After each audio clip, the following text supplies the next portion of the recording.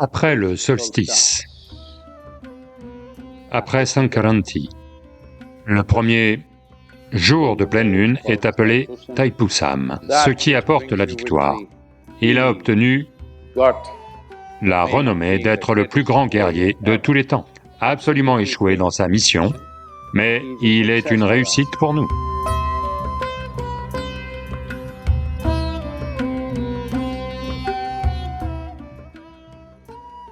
Ce jour est appelé Thaipusam dans la culture tamoule. Il est considéré comme le plus effervescent des divers événements spirituels dont cette culture est emplie. Littéralement, chaque jour des 365 jours est marqué pour différents aspects de la vie. Mais ce jour, qui est la première Purnami, ou jour de pleine lune, après le solstice, après Shankaranti, le premier jour de pleine lune est appelé Thaipusam. En grande partie dans le pays, dans la majeure partie du pays, il est appelé Danya Purnami. Danya veut dire que c'est une pleine lune d'accomplissement. De bien des façons, du fait de la nature, de ce qui se passe sur cette planète par rapport au Soleil, cette pleine lune est considérée comme la plus généreuse de l'année. Quand je dis généreuse, celui qui sait tirer le meilleur parti de la vie, celui qui cherche à concevoir cette vie de la meilleure façon possible, celui-ci atteindra un maximum ou celui-ci récoltera un maximum à cette période. Donc, elle s'appelle Danya Purnami, une pleine lune d'accomplissement. La lune s'est déjà levée de façon glorieuse. Il y a beaucoup de choses liées à ce jour. Il est aussi considéré, dans le sud de l'Inde principalement, depuis des lustres, les gens ont toujours vu ce jour comme un jour pour développer des instruments de victoire, ce qui apporte la victoire, la réussite dans le monde matériel, dans le monde émotionnel et dans le monde spirituel. C'est le jour où l'on affûte ces instruments qui vont apporter la réussite ou la victoire dans ces différentes dimensions. La légende raconte que c'est ce jour-là que Parvati a donné la lance ou le javelot à Skanda, qui est appelé Muruga dans le sud. Il s'appelle Skanda, Kumara, Subramanya et Muruga. Différentes régions l'ont nommé différemment. Mais ça a commencé par Skanda. Donc, avec cet instrument, ou avec cette arme, qu'est la lance, il a acquis la renommée d'être le plus grand guerrier de tous les temps. Il a combattu sur tout le sous-continent. On dit qu'il a franchi les frontières actuelles de ce qu'on appelle Bharat, parce que son nom a résonné dans la culture perse en tant que Iskanda. Il est allé plus haut vers le nord, jusqu'en Asie centrale et est devenu Iskandar.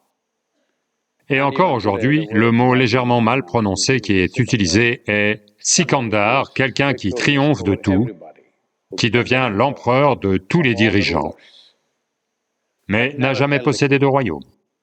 Il ne menait des batailles que parce qu'il était déterminé à anéantir l'injustice.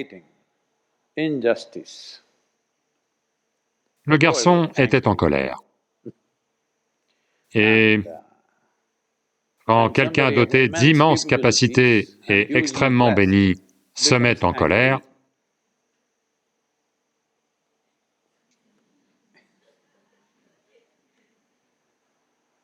donc c'est arrivé, et partout où il estimait qu'il y avait de l'injustice, il s'est mis à tuer.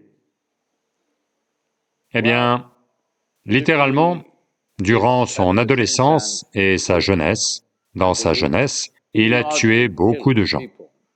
On ne sait pas combien, mais sur tout le sous-continent, il l'a fait et il est aussi allé un peu au-delà.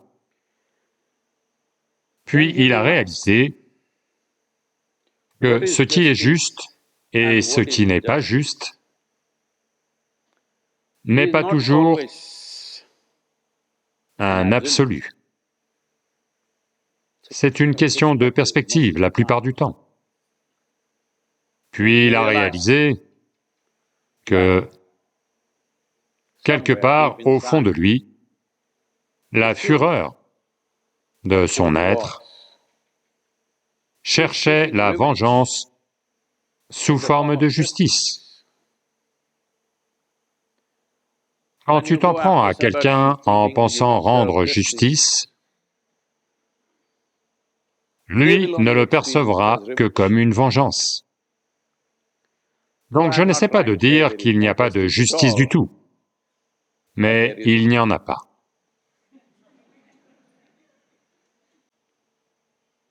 Donc c'est ça l'histoire de Skanda, et il a obtenu son arme, son instrument, selon la légende, ce jour-là. C'est pour cela qu'il a si bien réussi dans sa mission. Eh bien, au final, il a réalisé que sa mission n'était pas juste. Mais cela aussi est considéré comme une victoire dans cette culture. N'importe où ailleurs, il serait considéré comme un échec, parce qu'il a échoué dans sa mission. Mais dans cette culture, qui n'est pas faite de lignes droites, on voit ça comme une réussite, parce qu'il a réalisé. Dans son activité dans le monde, il a échoué, mais il a réalisé. On voit ça comme la plus grande réussite, pas des choses matérielles. S'il avait remporté tant de victoires et s'il avait accompli sa mission, alors seulement une société intellectuellement constipée l'aurait considéré comme une réussite. Mais ici, il a échoué, absolument échoué dans sa mission. Mais il est une réussite pour nous.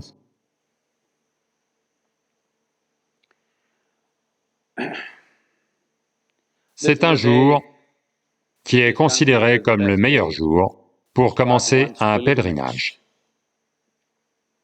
Un pèlerinage était toujours un voyage au cours duquel tu t'anéantis. Encore une fois, notre idée de la victoire, c'est que on est anéanti. Notre idée de la victoire n'est pas de nous asseoir au sommet d'une montagne de gens. Notre idée de la victoire, c'est de nous anéantir, de nous dissoudre, parce que c'est une terre de dévotion. Le seul objet de la dévotion, c'est la dissolution. On utilise peut-être un autre objet comme moyen de se dissoudre, mais l'objectif fondamental est de se dissoudre. Eh bien, cela veut-il dire que c'est une culture vouée à l'échec? Non. Parce que dans le cadre de l'intellect, si l'un est assis là, l'un est assis là, l'autre est assis là, vous allez penser que lui, il est bas, ça c'est moyen, ça c'est haut. Mais on a toujours compris dans cette culture que la planète est ronde et qu'elle tourne. Vos idées de ce qui est bas, ce qui est moyen, ce qui est haut, vous êtes totalement embrouillés dans votre tête. Vous n'avez pas de perspective plus vaste de la vie. Vous comptez les marches que vous grimpez. Parce que vous êtes horriblement identifié à un petit peu de terre que vous avez rassemblé sous la forme de votre chair et de vos os. À cause de ça, votre perspective est tout embrouillée. Ceci est un jour où les gens commencent un pèlerinage, en particulier au Tamil Nadu. Parce que un pèlerinage signifie qu'on a entamé le processus pour nous dissoudre, nous user de toutes les façons possibles. Les gens marchent des centaines de kilomètres. Il y a encore une culture très vivante du pèlerinage ici. Les gens parcourent des centaines de kilomètres pour atteindre généralement le temple de Murugan dans le Tamil Nadu, mais il y en a toutes sortes dans le sud de l'Inde. Parce que, du fait de la position de la planète, on a perçu que tout ce que l'on fait en nous-mêmes, pour notre bien-être intérieur, porte ses fruits bien plus facilement pendant cette période. Comme je l'ai dit, c'est une période généreuse ou bienveillante.